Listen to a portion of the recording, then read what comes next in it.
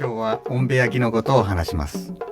おんべ焼きは正月の松飾りや縁起物を焼いて無病息災を祈る伝統行事です。Today I will talk about Onbe-yaki. Onbe-yaki is a traditional event where pine decorations and lucky charms for the new years are burnt to play for good health. やり方としては、砂浜に太い竹と木を組んで、高さ5から10メートル程度の円錐形にします。その中に細い竹、藁、雑木など燃えやすいものを詰めます。そしてその周りに正月に使い終わったお飾りを置きます。As a way of doing things, thick bamboo and trees are assembled on the beach to form a cone about 5 to 10 meters high. Inside cone, fill it with thin bamboo, straw, wood, and other flammable materials.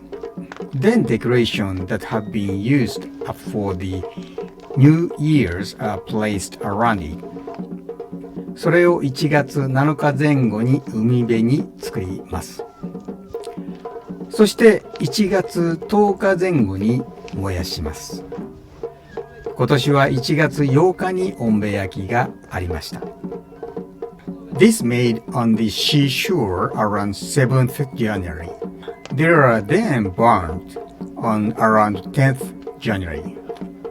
This year, the Onbeyaki was held on 8th January. 1月の横須賀はほとんどの日は晴れています。しかも湿度は非常に低いです。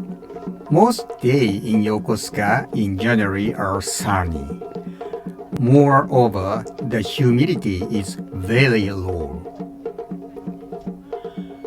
この日も朝焼けの中でこれに火がつけられ勢いよく燃え出しました。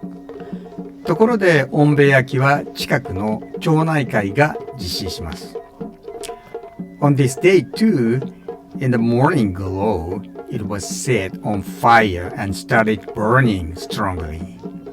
By the way, the Onbeyaki is organized by the nearby neighborhoods association. 一応インターネットでも実施時期を書いたものはあります。横須賀市の場合は横須賀おんべ焼き2023で検索すると出てきます。In case you want to know when it is carried out, you can find information about it on the internet. In the case of Yokosuka City, you can search for Yokosuka Onbeyaki 2023. しかしやはり朝が早いこともあり、参加する多くの人は地元の人になります。そしてこの火の近くにいると風邪や病気になりにくいと言われています。おんべ焼きの火で餅を焼き、これを食べるとさらに風邪や病気になりにくいと言われています。However, as it is early in the morning, many of people who are attended at local people, and it is said that if you are near this fire, you will not catch a cold or illness. It is also said that if you eat rice cake made on the fire, you will even less likely to catch cold and illness. 私も火がつけられる前から撮影をしていました。ところでこの時間は一番寒い時間帯ですので、ご覧になる場合は防寒着を着ないと風邪をひきます。それではご視聴ありがとうございました。また来週お会いしましょう。I was also taking photos before the fire started. By the way, This is coldest time of the day, so if you want to watch it, you need to wear warm clothes or you will catch a cold. Thank you very much for watching. See you next week. Bye.